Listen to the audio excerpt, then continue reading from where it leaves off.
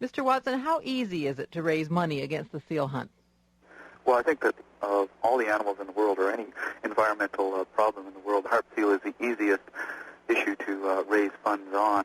Greenpeace has always managed to raise more money on the seal issue than for the campaigns, and have actually been spent on the campaigns themselves. The seal hunt has always turned a profit for the Greenpeace Foundation.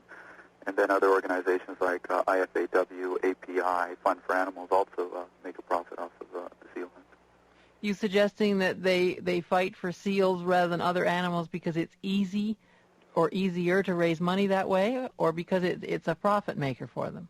Well, it's definitely because it's easier to make money and because it does make a profit, because there are over 1,000 animals on the endangered species list, and the seal isn't one of them. The harp seal isn't one of them. Did anyone in Greenpeace ever express that aloud, that it was easy to make some hay and some money on the seal hunt, so therefore let's get into that? Well, yeah, a lot of people have done that. See, the thing is, the seal is very easy to exploit as an image.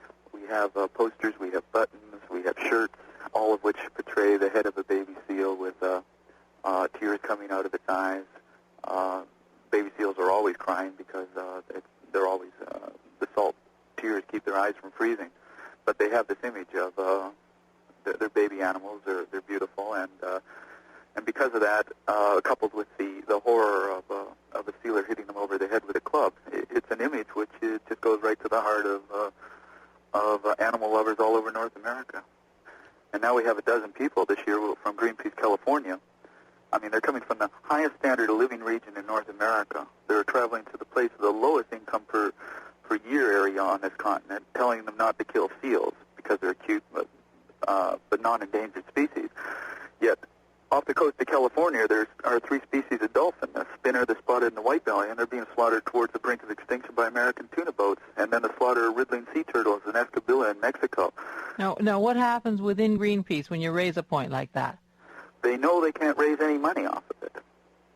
They know that if they send a crew down to try and interfere with the killing of sea turtles in Mexico, that they're not going to get any support. And they know that if the problem with the dolphins is that there's so much competition. There are so many groups that are trying to raise money to protect dolphins and protect whales. How much money did Greenpeace raise the year you left against the seal hunt? Well, last year I had submitted a budget for $60,000. We spent $55,000, and I believe that we raised well over $100,000. And that I do know that... So you never did as well in raising money as Brian Davies' group? No. The IFAW is much more efficient. Greenpeace is a younger organization. I think that they're more efficient now. The money's coming in, a couple $1,000s a day into each office now. They're raising much more money this year than they have in years previous. Did you see any evidence that anyone prospered from the money raised in any of the organizations against the seal hunt? When they go out, for example, and take helicopters and take protesters, are those people paid a salary? Do they spend the money they raise, or do they keep it? Well, Greenpeace protesters in the last 2 years were not paid a salary. They were all volunteers. This year, the crew members are paid volunteers. Their salaries, I would think that the amount of money spent on salaries for the Greenpeace organization right now is about $250,000 a year. There are other groups, too, like API, Animal Protection Institute. How much do they spend to fight the seal hunt?